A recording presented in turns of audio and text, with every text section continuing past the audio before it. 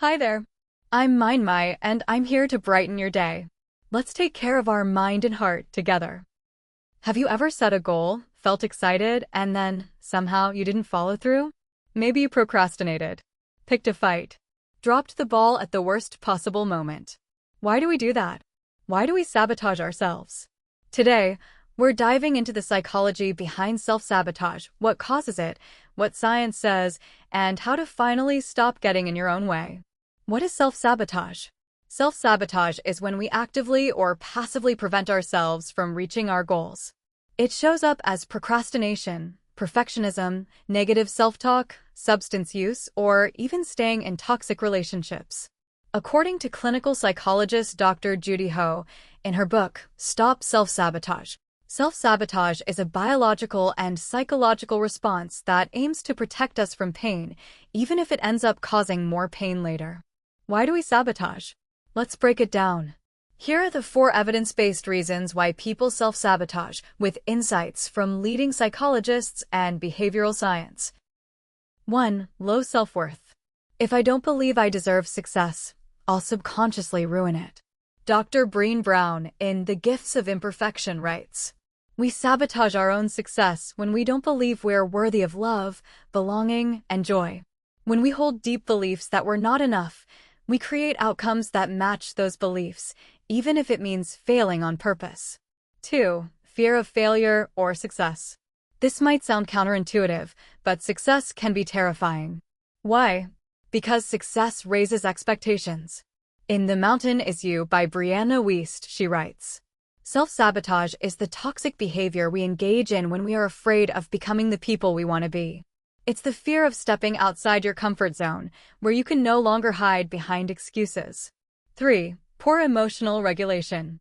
Procrastination and impulsivity are often emotional issues, not time management problems.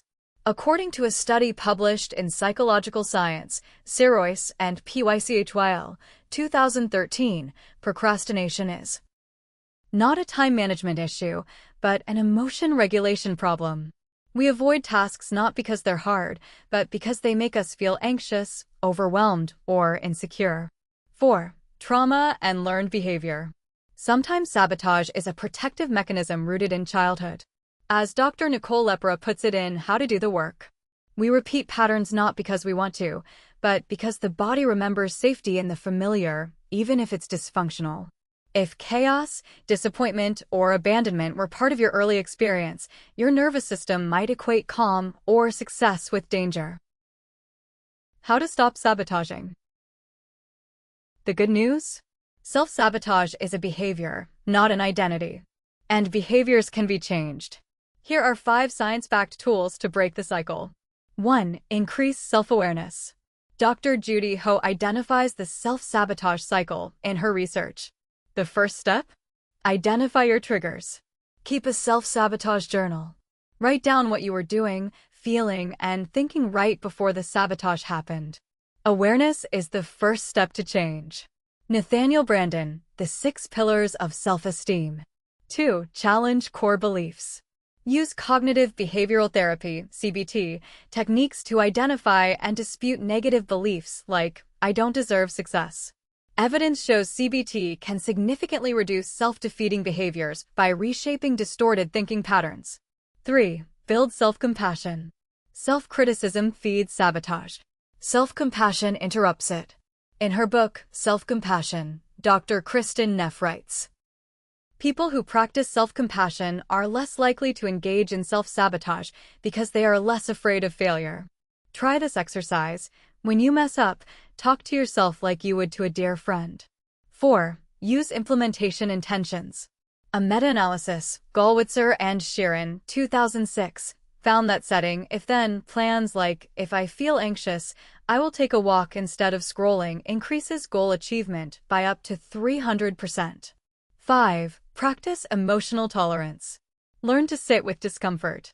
Mindfulness and acceptance and commitment therapy, ACT, both help increase your ability to feel emotions without reacting to them. Try this. Set a timer for 90 seconds and allow yourself to feel the discomfort fully. Most emotions peak and fade within that time.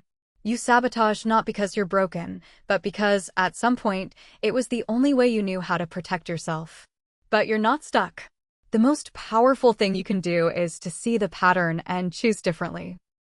Because the truth is, we don't rise to the level of our goals. We fall to the level of our systems. James Clear, Atomic Habits. You can build better systems. You can write a new script.